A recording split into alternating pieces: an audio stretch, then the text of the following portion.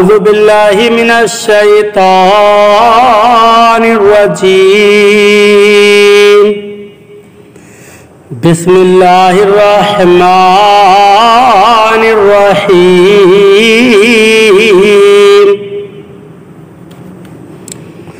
سيقول السفهاء من الناس ما ولاهم عن قبلتهم التي كانوا عليها قل لله المشرق والمغرب يهدي من يشاء إلى صراط مستقيم۔ ترجمہ کنز ایمان۔ اللہ کے نام سے شروع جو نہایت مہربان رحم والا۔ اب کہیں گے بے وقوف لوگ، کس نے پھیر دیا مسلمانوں کو ان کے اس قبلے سے جس پر تھے؟ تم فرما دو کہ پورب پچھم سب اللہ ہی کا ہے، جسے چاہے سیدھی راہ چلاتا ہے۔ ترجمہ کنز العرفان۔ اب بے وقوف لوگ کہیں گے ان مسلمانوں کو ان کے اس قبلے سے کس نے پھیر دیا جس پر یہ پہلے تھے؟ تم فرما دو مشرق و مغرب سب اللہ ہی کا ہے، وہ جسے چاہتا ہے سیدھے راستے کی طرف ہدایت دیتا ہے۔ سیقول السفہاء من الناس۔ اب بے وقوف لوگ کہیں گے۔ اس آیت کے شان نزول کے بارے میں مفسرین کا ایک قول یہ ہے کہ آیت یہودیوں کے بارے میں نازل ہوئی کہ جب بیت المقدس کی جگہ خانہ کعبہ کو قبلہ بنایا گیا تو اس پر انہوں نے اعتراض کیا کیونکہ یہ تبدیلی انہیں ناگوار تھی۔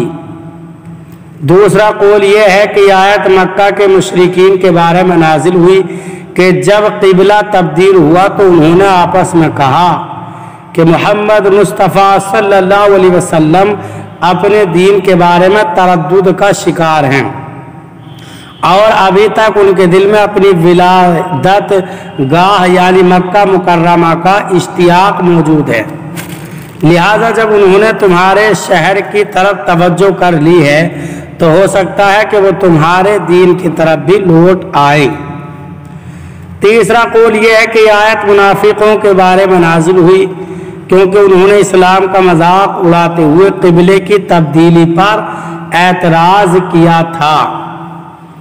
چوتھا قول یہ ہے کہ یہ آیت مشرکین، منافقین اور یہودی تینوں کے بارے میں ہو سکتی ہے کیونکہ قبلے کی تبدیلی پر طعن و تشنیع کرنے میں سب شریک تھے۔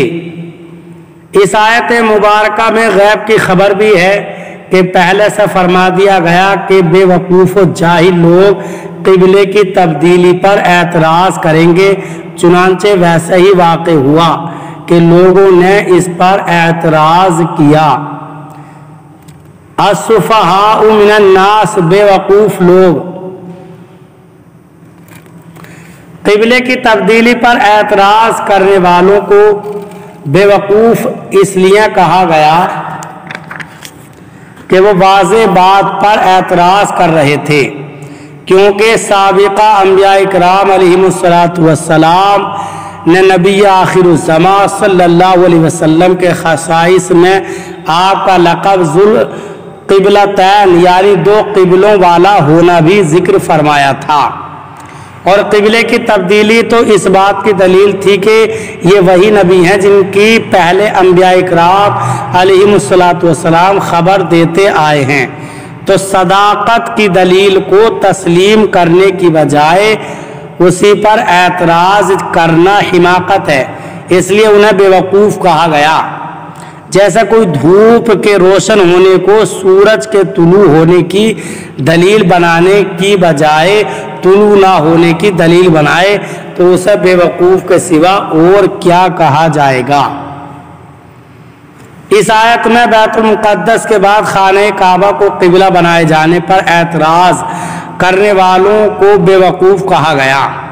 اس سے معلوم ہوا کہ جو شخص دینی مسائل کی حکمت ہے نہ سمجھ سکے اور ان پر اعتراض کرے وہ احمق اور بے وقوف ہے، اگرچہ دنیاوی کاموں میں وہ کتنا ہی چالاک ہو۔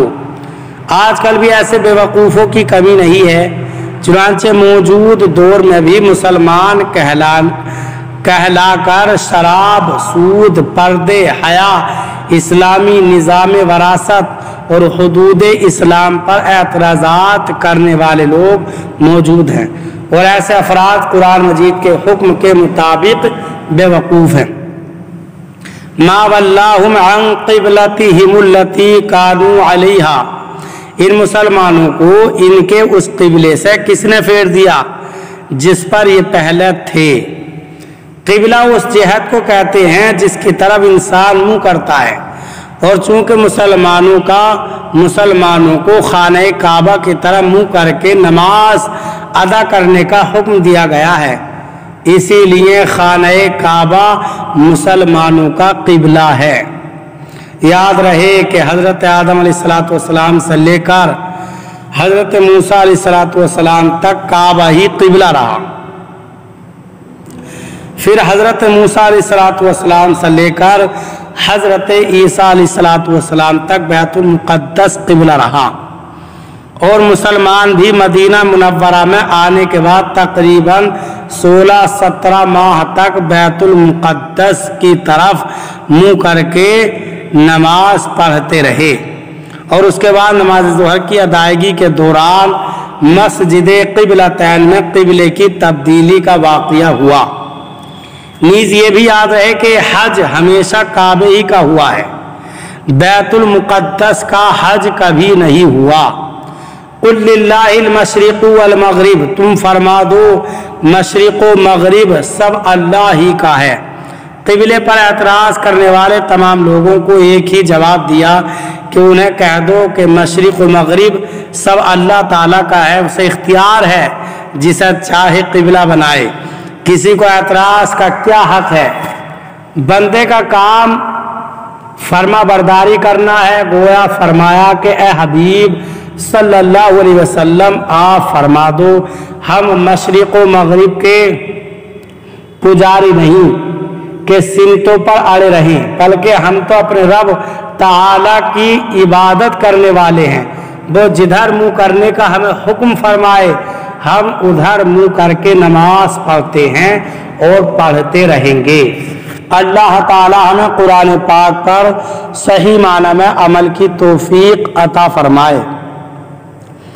برادران اسلام، آپ تمام ہی حضرات سے گزارش کی جاتی ہے کہ خود بھی قرآن پاک کی تلاوت، ترجمہ اور تفسیر سماعت کیجیے، اپنے عزیز و اقارب اور رشتہ داروں کو بھی شیئر کیجیے تاکہ آپ اس کے ذریعے صدقہ جاریہ کے مستحق ہو جائیں، اور ہمارے یوٹیوب چینل کو بھی سبسکرائب کر دیجیے، لائک و کمنٹ کر کے ہمارا حوصلہ افزائی کر دیجیے۔